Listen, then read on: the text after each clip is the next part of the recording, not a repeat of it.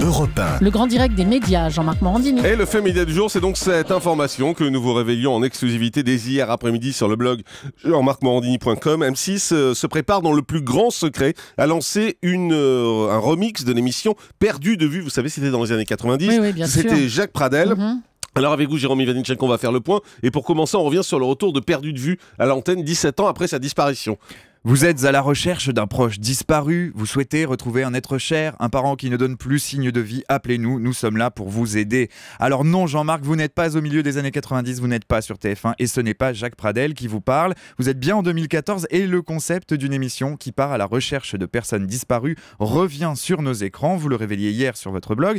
Et c'est M6 qui se lance dans l'aventure, le programme sera animé par Adriana Carambeu et arrivera à l'antenne à la fin de l'année. Il s'appellera Recherche dans l'intérêt des familles. Une adaptation d'un format anglais, Long Lost Family, diffusé par la chaîne ITV depuis 2011. Alors chez M6, ce matin, on tient à préciser que le programme a été récompensé cette saison lors de la cérémonie des BAFTA, les Césars de la télévision en Grande-Bretagne, un gage de qualité selon la chaîne qui veut à tout prix se défaire de tout lien de parenté avec Perdu de vue, et son côté sensationnaliste, sa mise en scène parfois excessive, des crises de larmes, des témoins. Sur la forme d'ailleurs, l'émission de M6 ne se déroulera pas en plateau, mais au plus près des familles, chez elles, et se promet d'être, je cite, respectueuse. Reste que le casting ouvert sur le site internet de la chaîne ne permet pas d'ignorer cette impression de déjà-vu. Écoutez plutôt, les circonstances de la vie sont ainsi faites, vous avez été séparé d'un membre de votre famille, un père, une mère, un frère, une sœur, un enfant. Vous avez déjà tout tenté pour le retrouver en vain. Si vous souhaitez que notre équipe vous aide dans vos recherches, contactez-nous. Alors n'en déplaise à M6, toute ressemblance avec un programme ayant existé n'est donc pas uniquement une vue de l'esprit. Alors, ce n'est pas la première fois que des chaînes ressuscitent d'anciens programmes. Alors, on peut même dire que c'est une tendance, cette tendance retour vers le futur est plutôt lourde dans le paysage audiovisuel. Jusqu'à présent, ce grand recyclage était plutôt une spécificité des petites chaînes, celle de la TNT notamment, qui reprenaient des concepts déjà vus sur d'autres chaînes. Citons par exemple Nouvelle Star ou très prochainement Le Maillon Faible, relancé par D8. Citons SOS, Ma famille a besoin d'aide sur Énergie 12, très inspiré du concept de Pascal le Grand Frère. Mais désormais, ce sont les grandes chaînes qui s'y mettent. France 2 relance Pyramide dans quelques jours et M6 entre donc dans la danse avec ce Perdu de vue New Look.